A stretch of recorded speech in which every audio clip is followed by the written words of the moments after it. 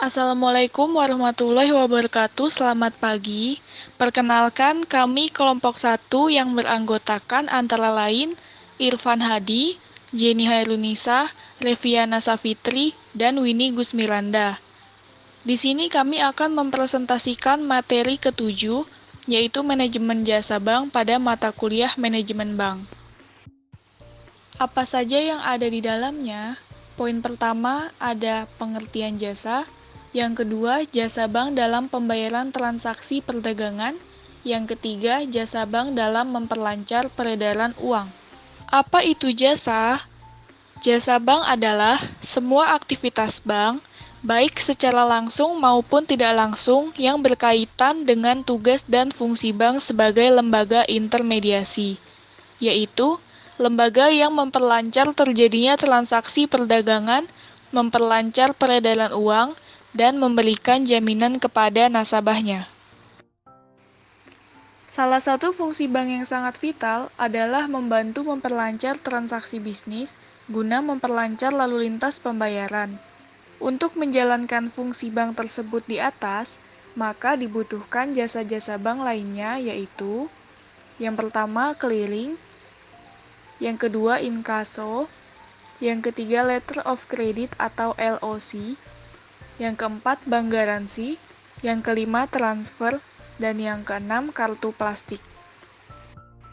Yang pertama ada clearing, yaitu cara penyelesaian utang piutang antara bank-bank peserta dalam bentuk warkat atau surat berharga.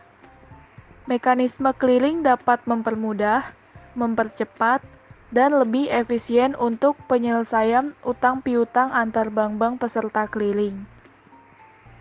Proses dilaksanakan oleh Lembaga Clearing Bank Indonesia dengan menyediakan tempat antar bank-bank peserta. Warkat clearing dapat berupa cek, billet, sertifikat deposit, nota debit, dan nota kredit. Nah, proses clearing tersebut dapat dilihat pada slide di sebelah kanan. Inkaso adalah jasa perbankan yang melibatkan pihak ketiga dalam rangka menyelesaikan tagihan berupa warkat-warkat atau surat berharga yang tidak dapat diambil alih atau dibayar segera kepada si pemberi amanat untuk kegiatannya. Kegiatan inkaso ini dilakukan hanya untuk penagihan antar bank atau antar cabang bank sendiri yang berada di luar wilayah clearing atau di kota yang berbeda. Dengan kata lain, transaksi inkaso adalah penagihan cek atau billet giro oleh suatu bank yang berada di suatu wilayah clearing atau kota tertentu kepada bank penerbit yang berada di suatu wilayah clearing atau kota yang berbeda. Dengan secara sederhana, bisa dikatakan bahwa inkaso adalah jasa pengiriman uang lewat bank. Jenis-jenis inkaso. Yang pertama ada inkaso masuk. Inkaso masuk adalah tagihan yang masuk atas beban rekening atau warkat yang diterbitkan nasabah sendiri yang hasilnya akan dikirimkan ke cabang pemrakarsa untuk keuntungan pihak ketiga. Yang kedua ada inkaso keluar. Inkaso keluar adalah inkaso atau instrumen nasabah agar dapat melakukan penagihan ke pihak ketiga melalui cabang sendiri maupun cabang yang ada di luar kota. Inkaso yang ditagih akan dikirim ke rekening pemilik pemberi amanah di bank pemrakarsa setelah dana dicairkan.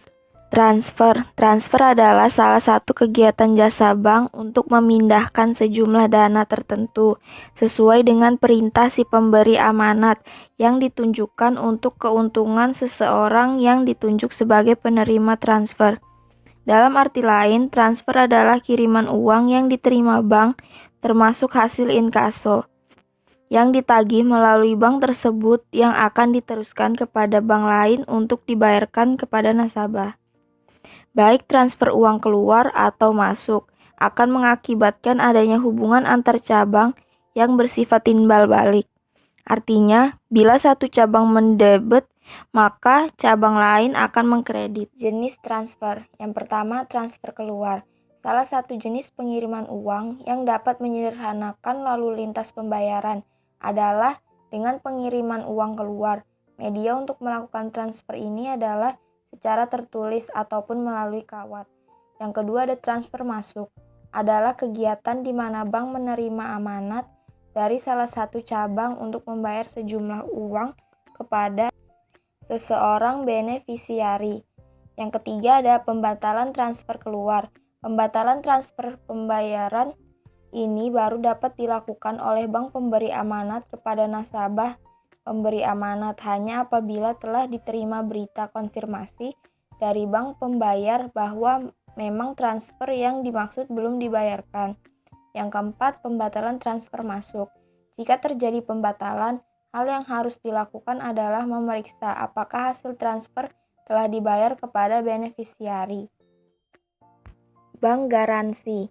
Bank garansi merupakan pernyataan yang dikeluarkan oleh bank atas permintaan nasabah untuk menjamin resiko tertentu yang timbul apabila nasabah tidak dapat menjalankan kewajibannya kepada pihak yang menerima jaminan. Jenis bank garansi. Bank garansi berdasarkan bentuknya dibedakan menjadi dua.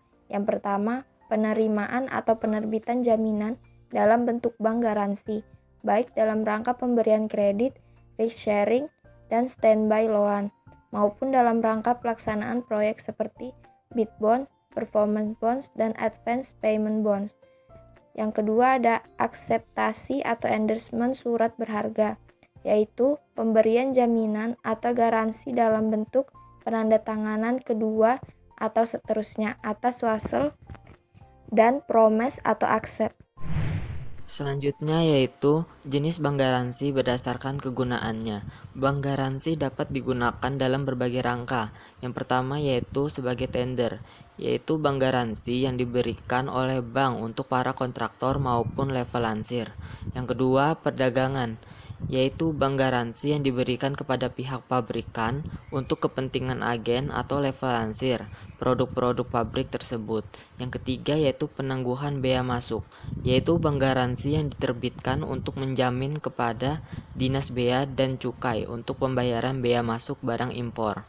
Yang keempat yaitu cukai rokok, yaitu bank garansi yang diberikan dalam rangka menjamin atas pembayaran cukai rokok yang ditangguhkan, sementara rokok tersebut sudah beredar atau dipasarkan. Dan yang terakhir adalah uang muka kerja, yaitu bank garansi yang diberikan untuk mengambil uang muka pelaksanaan proyek dalam kontrak-kontrak tertentu. Jasa bank yang lainnya adalah kartu plastik. Kartu plastik adalah instrumen pembayaran atas kartu yang diterbitkan oleh bank atau lembaga pembiayaan yang lain yang dapat digunakan untuk alat pembayaran atas transaksi barang atau jasa dan dapat digunakan untuk penarikan tunai. Jenis-jenis kartu plastik berdasarkan fungsinya. Yang pertama adalah kartu kredit. Kartu yang dapat digunakan sebagai alat pembayaran transaksi jual beli barang dan jasa, kemudian pelunasan atas penggunaannya dapat dilakukan sekaligus atau secara angsuran sejumlah minimum tertentu. Yang kedua yaitu charge card. Kartu yang dapat digunakan sebagai alat pembayaran suatu transaksi barang dan jasa. Kemudian pemegang kartu diwajibkan membayar kembali secara penuh seluruh tangguhannya pada akhir bulan atau bulan berikutnya dengan atau tanpa beban tambahan. Jenis yang ketiga adalah kartu debit.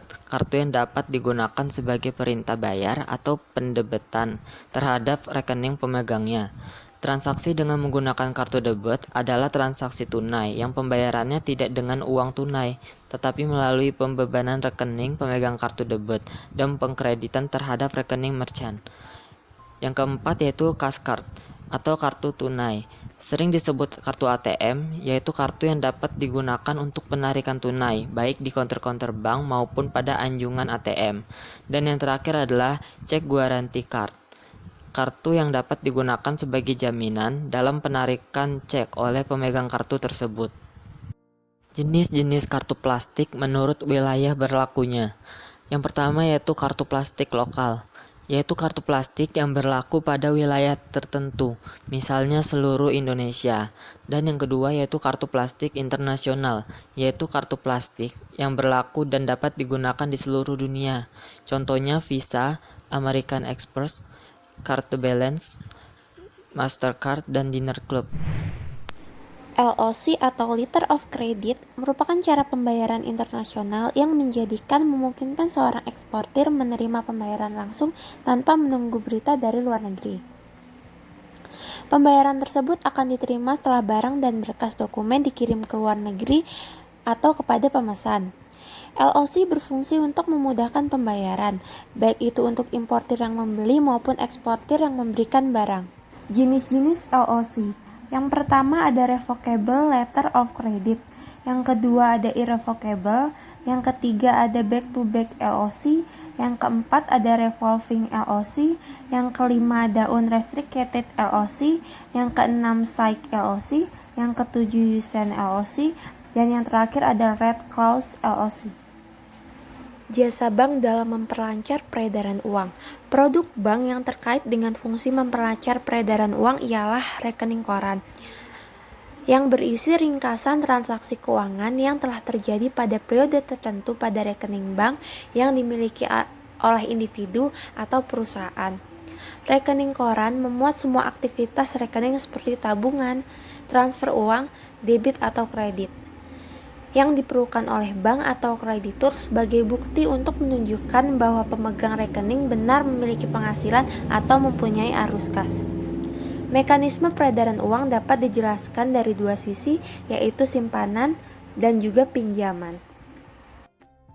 Jasa bank yang terkait dengan fungsi ini antara lain, yang pertama, jasa penerimaan setoran penerimaan.